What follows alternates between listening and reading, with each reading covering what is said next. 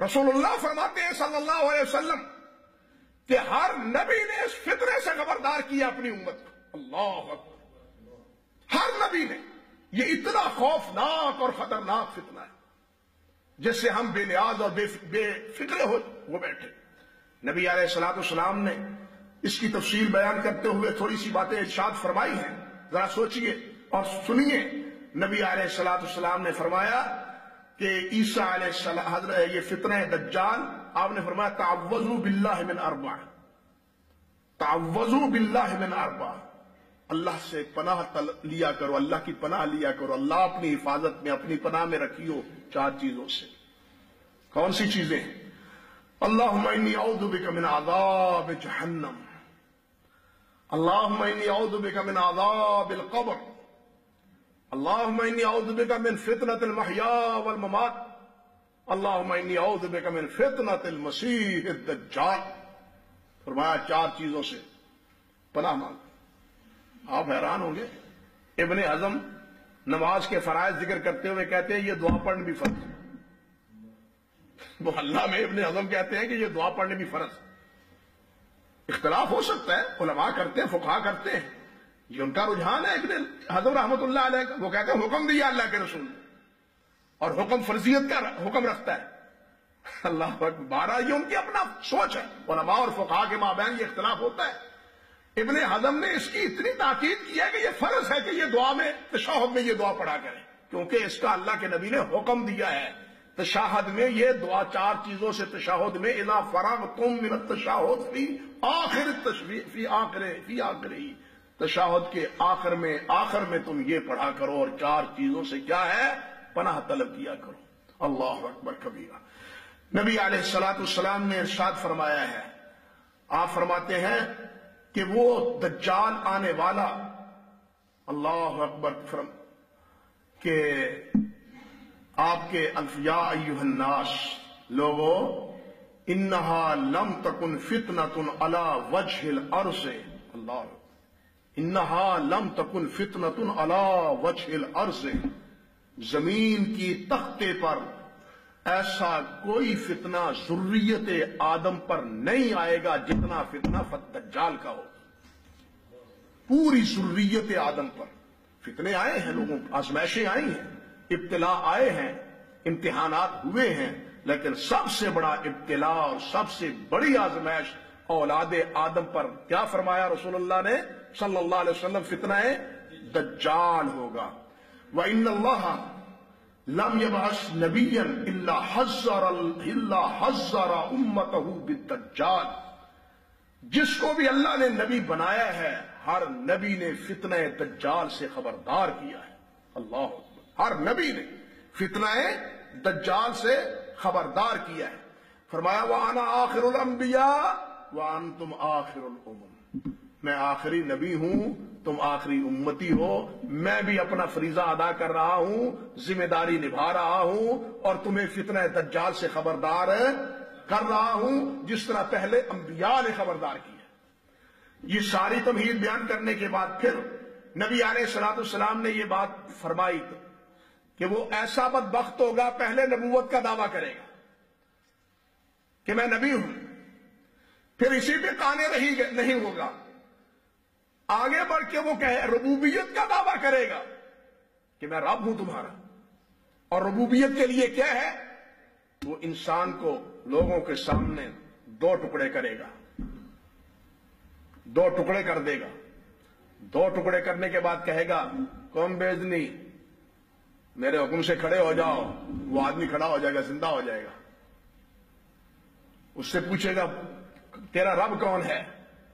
रसूलुल्लाह सल्लल्लाहु अलैहि वसल्लम ने फरमाया कि शैतान वो इंसान की शक्ल में आके कहेगा कि इसका रब तू है।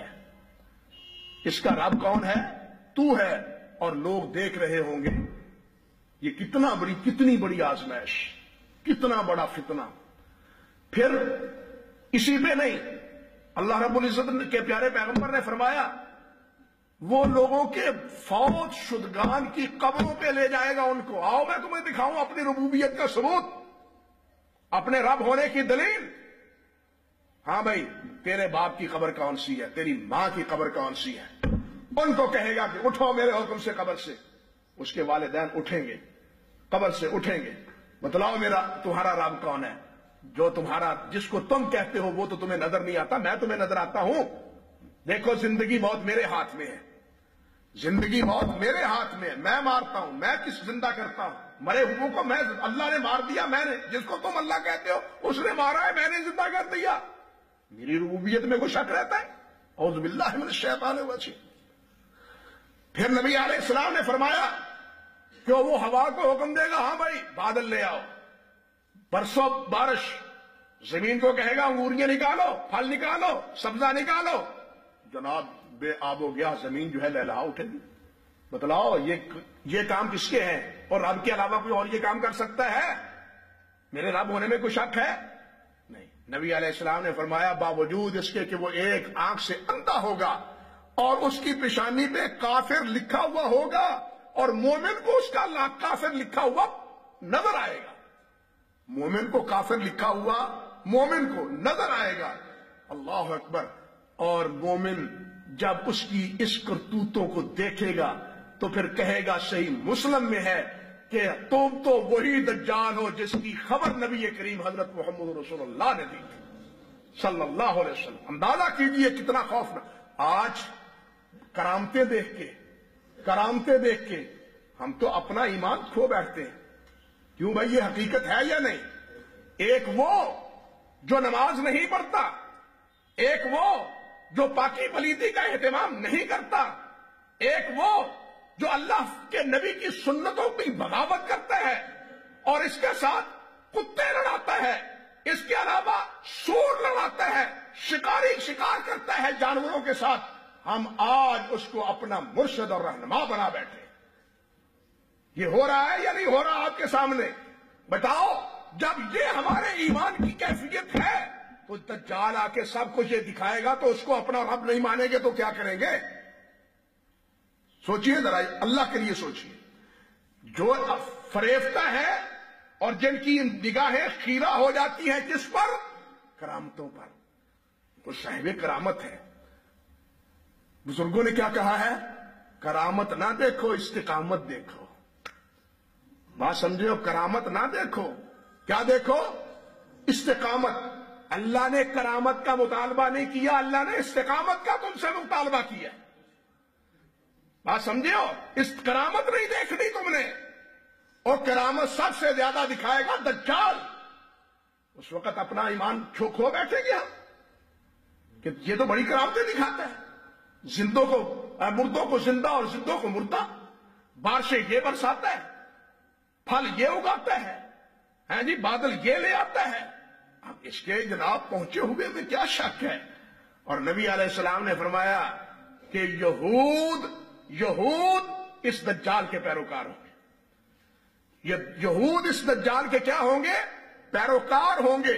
نبی علیہ السلام نے یہ بھی فرمایا، اللہ اکبر، آپ نے فرمایا کہ یہ دجال کہاں آئے گا؟ عیسیٰ علیہ السلام اسی حالت میں، اس کی اسی کرتوت میں یہ سب کچھ دکھا رہا ہوگا کہ منارہ بیضاء پر اللہ رب العزت صبح کی نماز کے وقت حضرت عیسیٰ علیہ السلام کو بھیجیں گے، حضرت امام مہدی وہاں ہوں گے، نماز پڑھا رہے ہوں گے، نماز کے لیے اقامت ہو چکی ہوگی، حضرت عیسیٰ علیہ السلام سے کہیں گے حضرت مہدی، نبی علیہ السلام نے یہ بھی فرمایا ہے کہ مہدی من اطرتی من اولاد فاطمہ، وہ میری آل اولاد سے ہوگا، فاطمہ کی اولاد سے ہوگا، سیدہ فاطمہ رضی اللہ تعالی عنہا، نبی علیہ السلام کی صاحبزادی سیدہ خاتون جنت کی سردار، اللہ اکبر کبیرہ، ان کی نبی علیہ السلام نے فرمایا کہ اولاد سے ہوگا اور اس کا نام بھی میرا نام ہوگا۔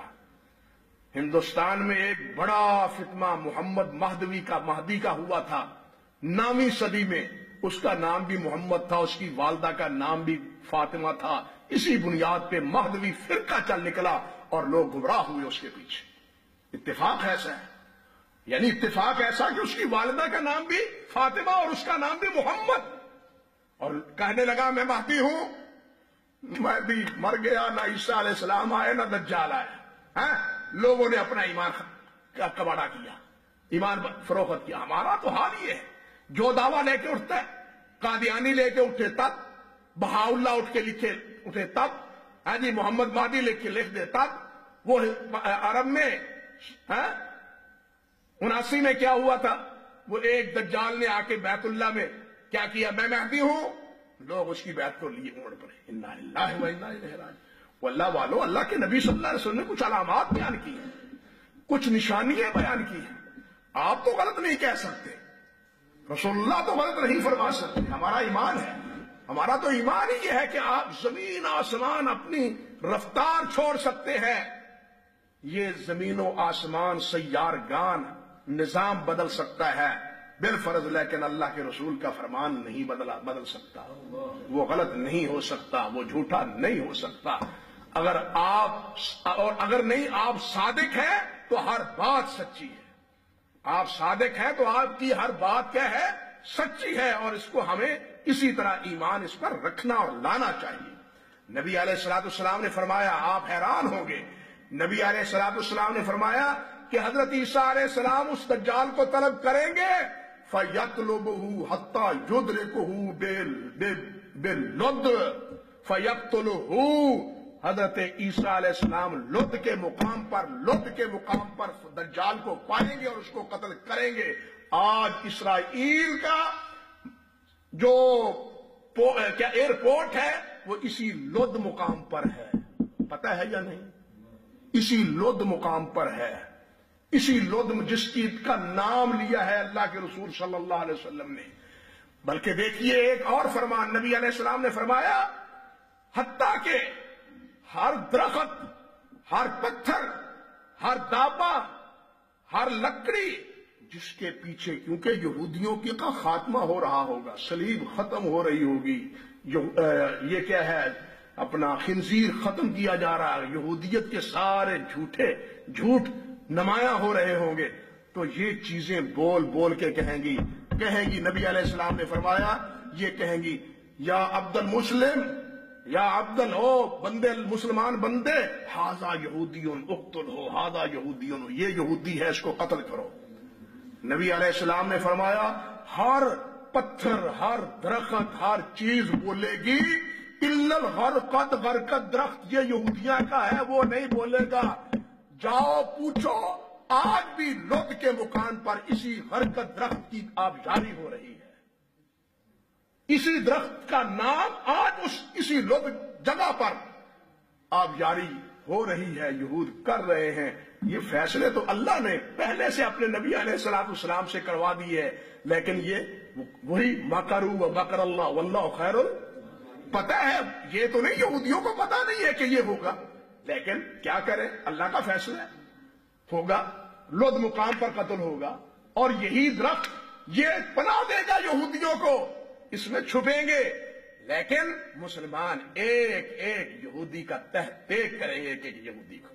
اللہ سبحانہ و تعالی اس فتنہ دجال سے ہمیں محفوظ رکھے. اللہ رب العزت ہمیں، اگر ہمارے زمانے میں آئے، پہلے تو نبی علیہ السلام نے فرمایا یہ دعا ہی نہ کرو کہ ہمارے زمانے میں آئے.